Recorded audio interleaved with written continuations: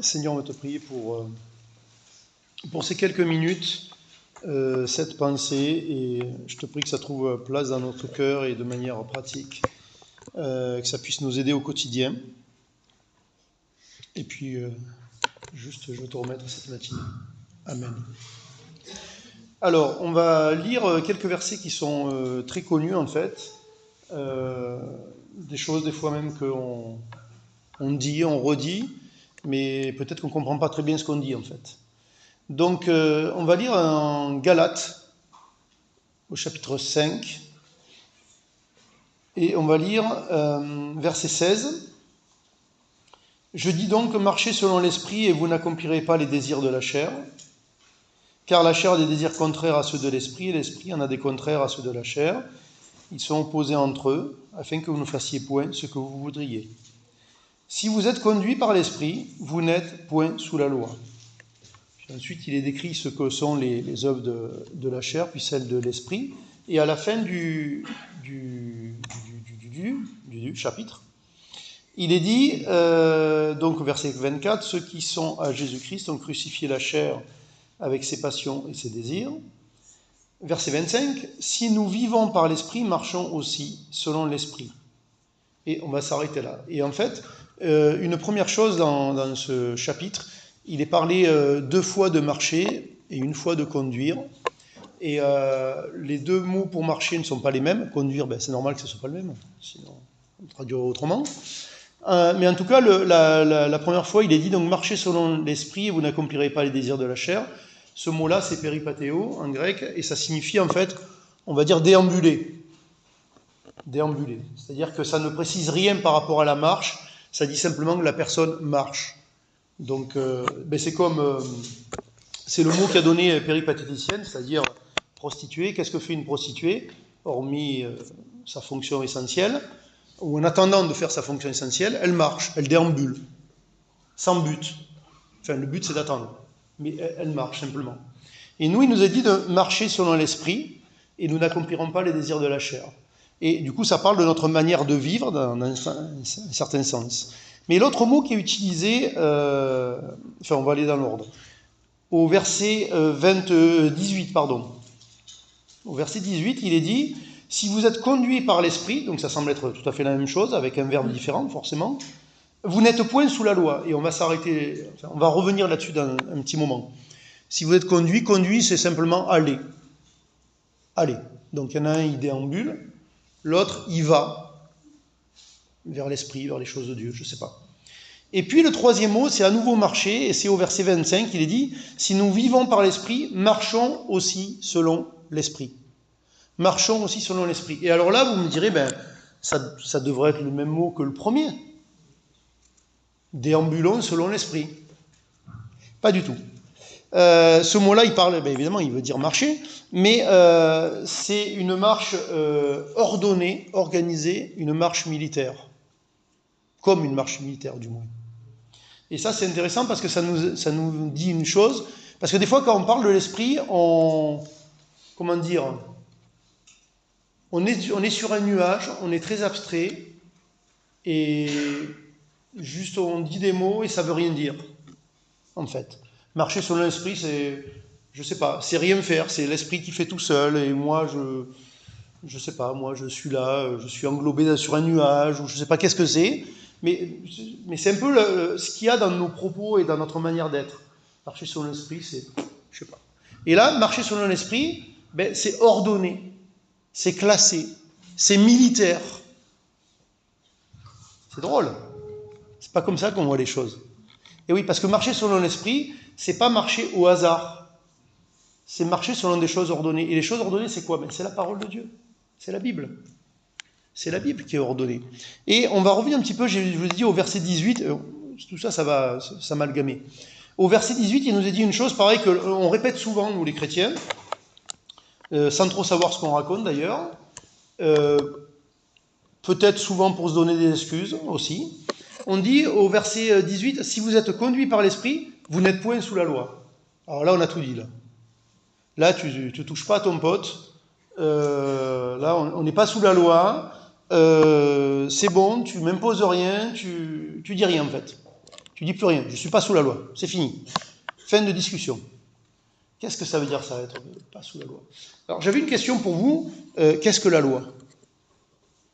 Bon, vous n'allez pas me répondre, on est nombreux, je comprends.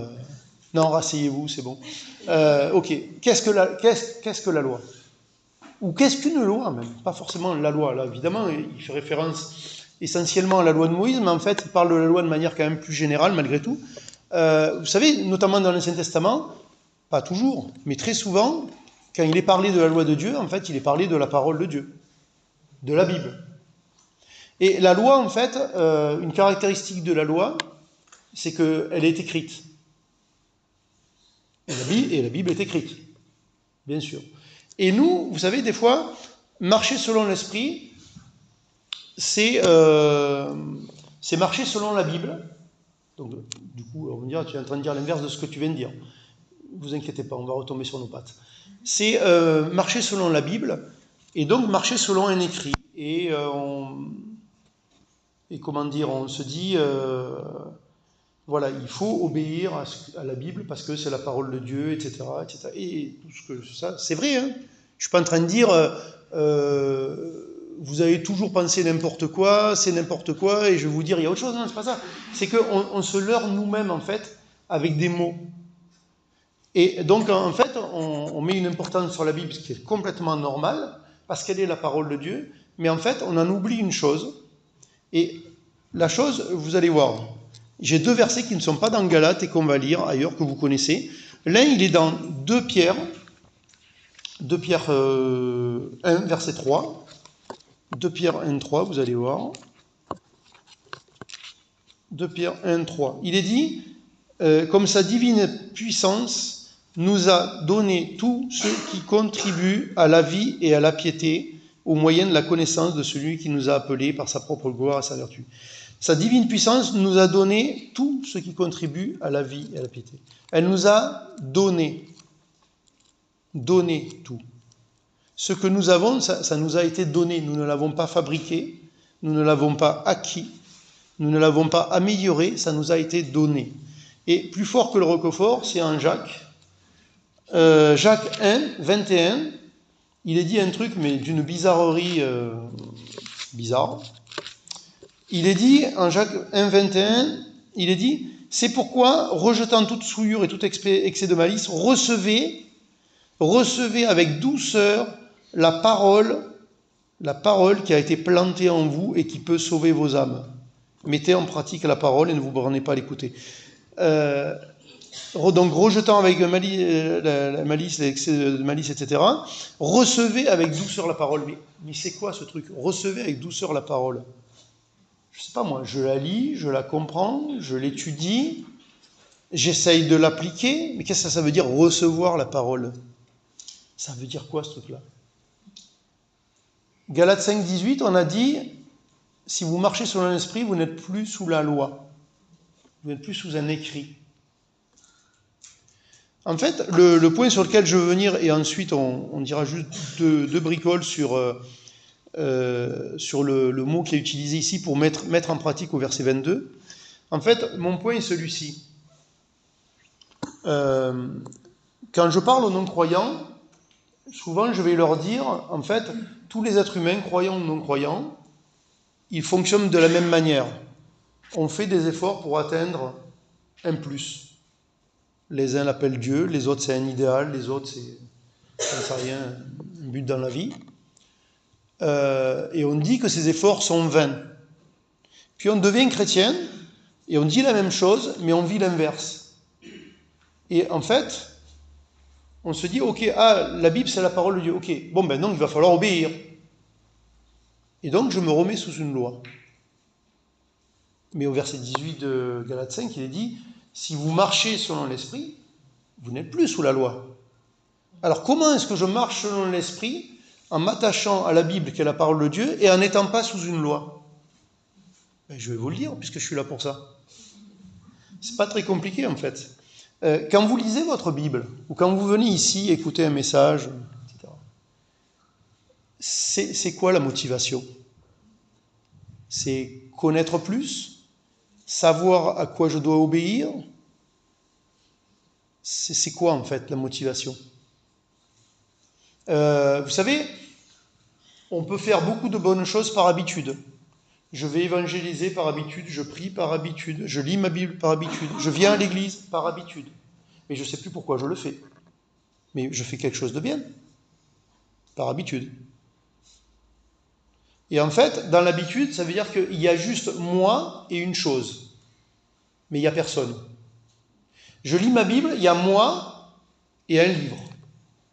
Mais il n'y a personne. Je prie, il y a moi, ce que je dis, et personne. Mais si je ne suis pas sous la loi et si je dois recevoir la parole, elle est déjà implantée en moi, cette parole. C'est-à-dire que la Bible, elle est déjà implantée en moi. Je ne l'ai pas fabriquée, elle a été mise. Mais elle est en moi, mais je dois la recevoir.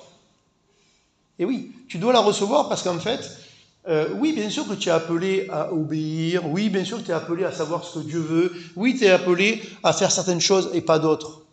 Mais à une seule condition, c'est que je rencontre Dieu là-dedans. Et vous savez quoi? Des fois, nous passons notre temps à obéir à des choses correctes sans avoir rencontré Dieu. Oui, on l'a rencontré initialement au salut. Mais là, aujourd'hui, je lis et je me dis, ah oui, d'accord, faut faire ça. Ah oui, non, ça, faut pas faire. Oui, mais est-ce que tu as rencontré Dieu pour être convaincu et marcher là-dedans? Vous savez pourquoi c'est important pour deux choses. Une, c'est que si je n'aborde pas la parole de Dieu en rencontrant Dieu, je ne serai jamais réellement convaincu. Je vais faire les choses parce que les autres les font, parce que c'est écrit et il paraît que c'est bien, parce qu'on m'a dit que c'était de Dieu, mais en fait, je ne serai pas convaincu au fond. Et au bout d'un moment, il y aura une épreuve, il y aura une situation qui va faire que je vais achoper, je vais me casser la figure. Parce qu'il n'y aura rien de solide à l'intérieur. La parole qui a été implantée en moi, je ne l'ai pas reçue. Je l'ai juste imitée. Vous voyez? Et donc, on a besoin de rencontrer Dieu pour être convaincu. Et la deuxième chose, c'est que, vous savez, je ne sais pas si vous avez remarqué, mais quand vous lisez votre Bible, il y a beaucoup de choses qui ne vous plaisent pas. En tout cas, moi, il y en a beaucoup. Peut-être que je suis pire que vous, c'est possible. Mais en tout cas, moi, il y a beaucoup de choses qui ne me plaisent pas. Je suis souvent pas d'accord avec Dieu. Mais je suis appelé à obéir. Et ouais.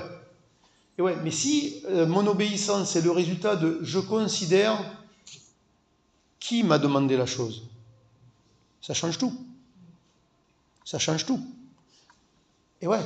C'est comme un enfant, il a des parents, les parents ils lui ont dit c'est pas bien de fumer. Puis un jour, il est dans un vestiaire avec des collègues pour faire du sport, et puis à la fin du match, on lui propose une clope. Tu vas pas la prendre, pourquoi? Parce que c'est pas bien? Parce qu'on t'a dit de pas la prendre?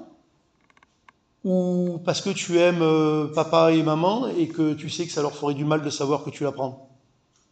Elle est où ta motivation? Ben, des fois, quand je lis la Bible, je ne peux pas prendre la clope parce que c'est marqué. Mais un jour, je la prendrai. Et peut-être je prendrai Pierre. Mais si je la prends non seulement parce que c'est écrit, mais parce que je connais celui qui l'a écrit, ça change tout. Et notre vie chrétienne, ça doit être celle-ci. Rencontrer l'auteur de la Bible. Pas avoir une communion avec l'auteur de la Bible, pas avec la Bible. La Bible est un moyen. Et incontournable. Je veux dire, je ne vais pas inventer ce que Dieu pense en dehors de la Bible. Donc incontournable. Mais si je rencontre que des lettres sur une page blanche, ben, ma vie, elle est creuse. Et la parole de Dieu a été implantée en moi, mais en fait, je ne la reçois pas. Je passe mon temps à l'imiter vainement. Et tout est vain. Je vous laisse avec ceci. Amen.